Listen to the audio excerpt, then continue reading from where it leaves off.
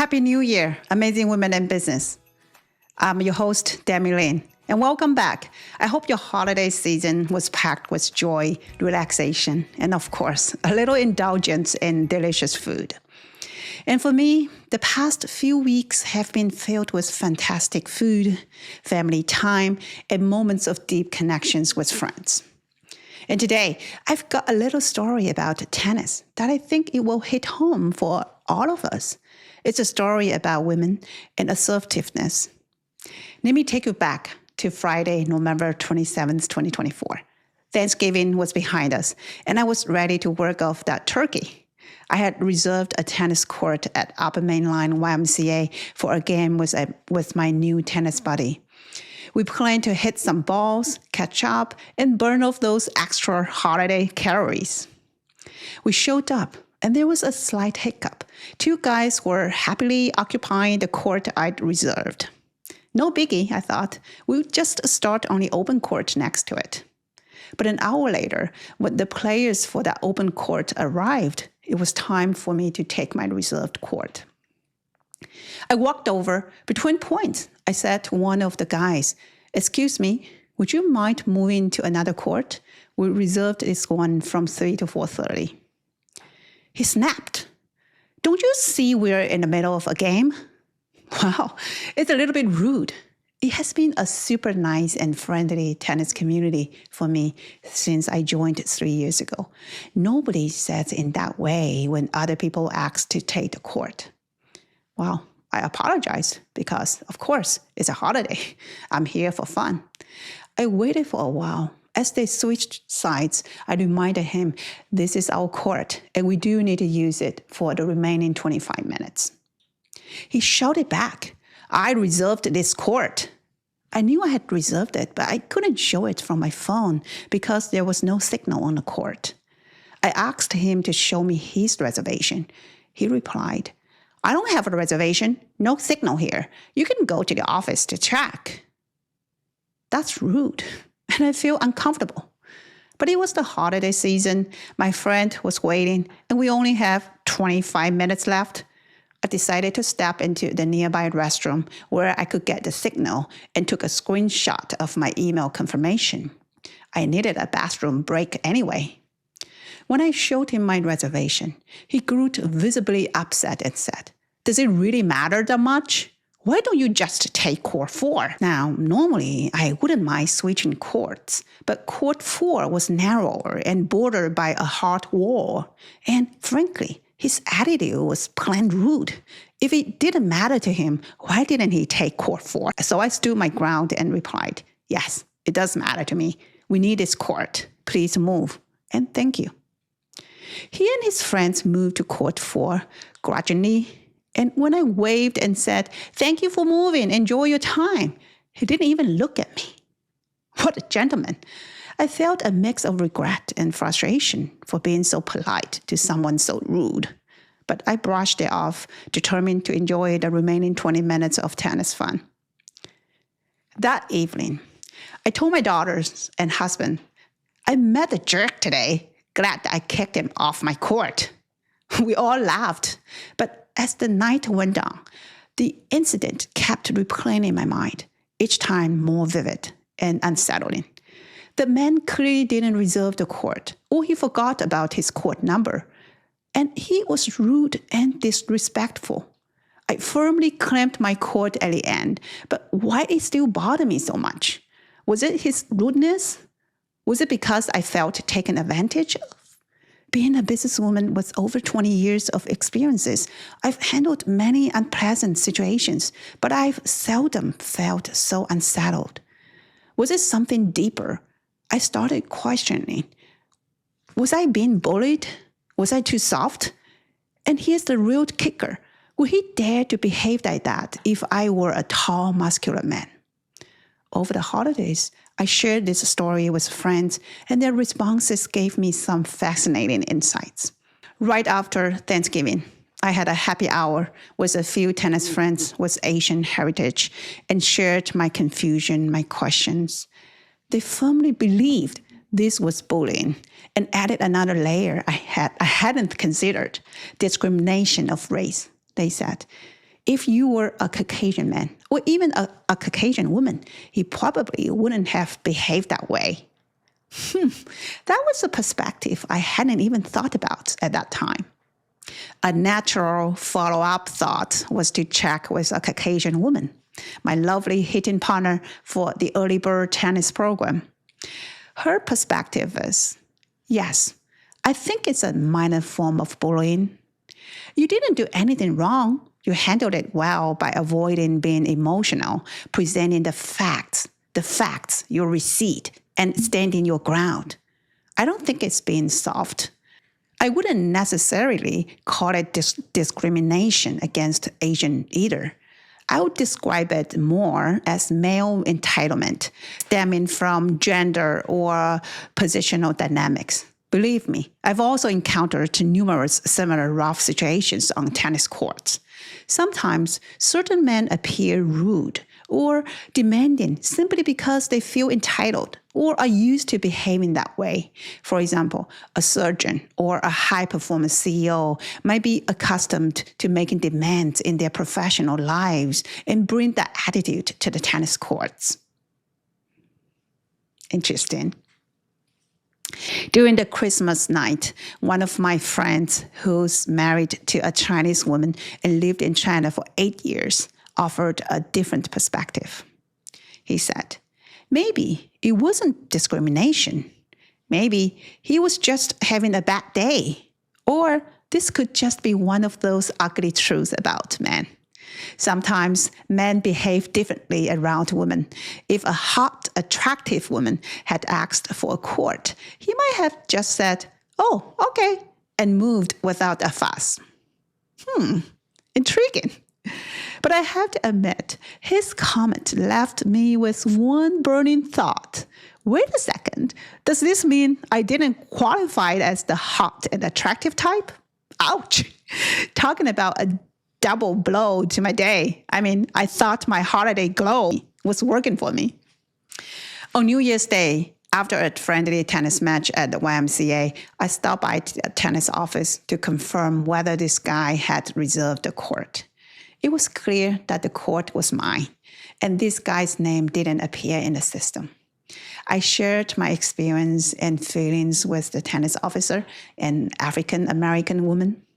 She listened attentively and then said, "Demi, throughout my life, I've faced similar behaviors, often rooted in gender or race.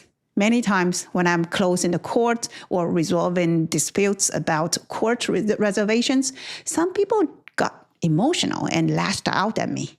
But let me tell you this, if it were another officer, say a Caucasian woman, she wouldn't face the same level of rudeness or emotional comments. I'm so sorry you had to deal with this on New Year's Day. Please don't let it bother you. It's not worth it." I felt deeply saddened to hear her perspective. I didn't know what to say, and I left.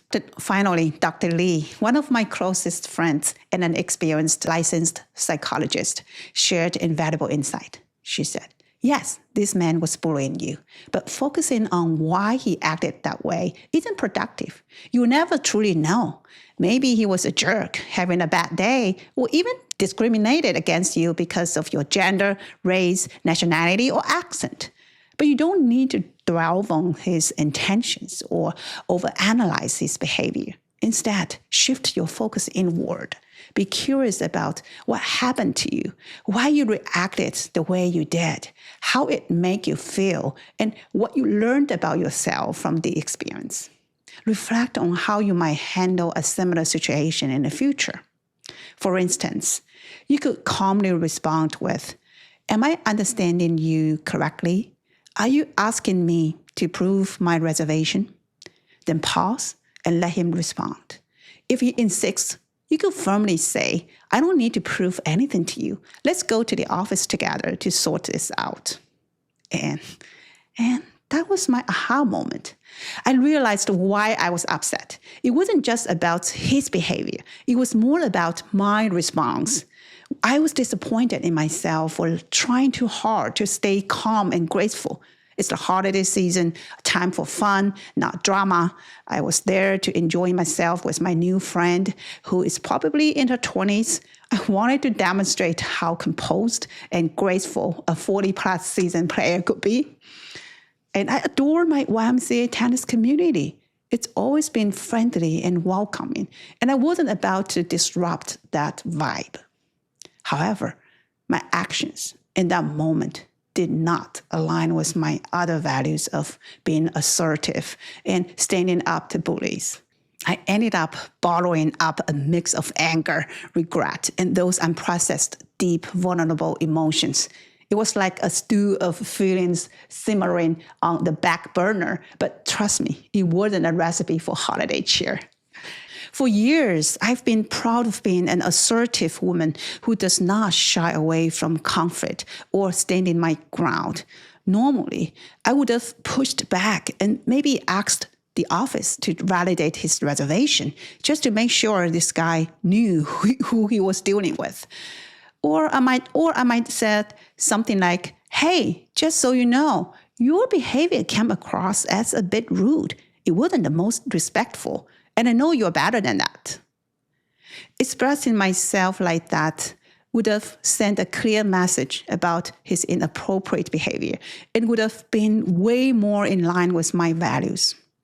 Instead, what did I do? I brushed the incident off too quickly, prioritizing my holiday fun and the harmony of my tennis community. And next thing I knew, I was trapped in the classic over-explaining mode, trying to justify my reservation when, frankly, the burden shouldn't have been on me. By avoiding conflict, I missed a golden opportunity to assert myself, express my feeling, and address the situation like the person I strive to be. As a female business leader in corporate America, I've always pushed myself to be hyper-aware of conscious or unconscious biases and to confront them head-on without fear. But in this moment, I fell short. I was disappointed in myself for not recognizing this situation for what it truly was and for not demonstrating the level of assertiveness I usually take such pride in. Wow. As Dr. Lee wisely pointed out, every challenge presents an opportunity for growth.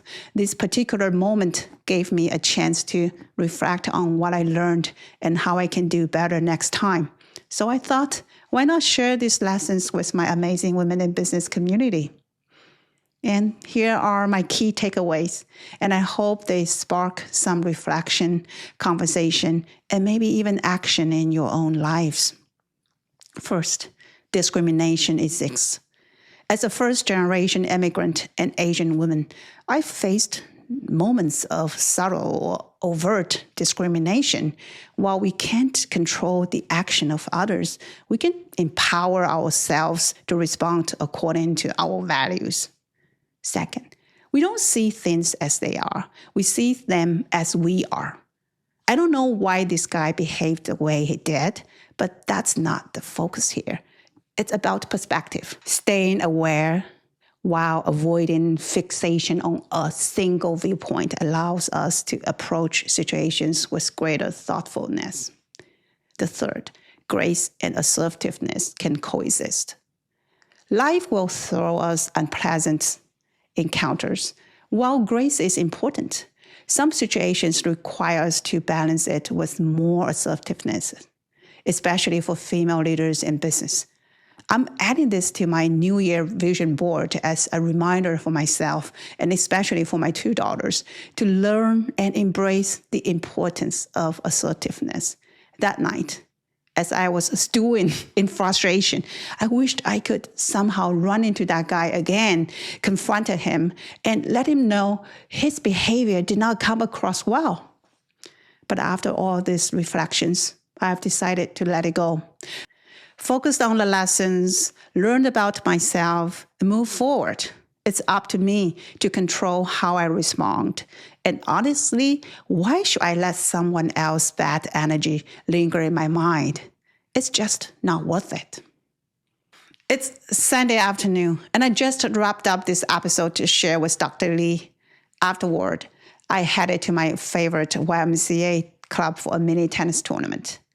3 hours later, as I returned home, Dr. Lee called me.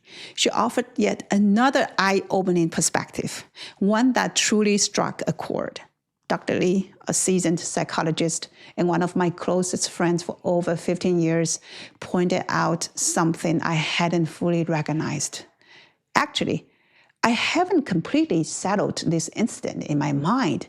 While I said, I'm okay, I let it go. Apparently, I hold myself to this crazy high standard of assertiveness. And when I didn't fully meet that standard, I started beating myself up with all that lovely shame, anger, and disappointment. Her insight was like a light bulb moment. She reminded me of the noise we often carry around, those internal judgments or self-critical thoughts that do more harm than good. Dr. Lee gently suggests I practice self-compassion and let go of the harsh self-judgment. So here's my new mantra as we step into 2025, and I hope it will resonate with some of you as well. Demi, you did the best you could in that situation, and that was enough. You didn't back down. You held your ground and firmly kept your court. You stayed calm, cool, and collective, even when you probably wanted to throw your tennis racket. You did great. I'm proud of you. To my amazing women in business community, this is a little reminder for us all. We are often our harshest critics, but let's carry more grace and self-compassion into the new year. Sometimes just doing our best isn't just enough. It's downright extraordinary. I'm so grateful to have so many friends who care about and support me. What a strong ending to this year, and even strong beginning to the next. Thank you for listening, and I wish you all a joyful, empowering, and successful start to the new year. Until next time, keep thriving and rising high. Let's do this together.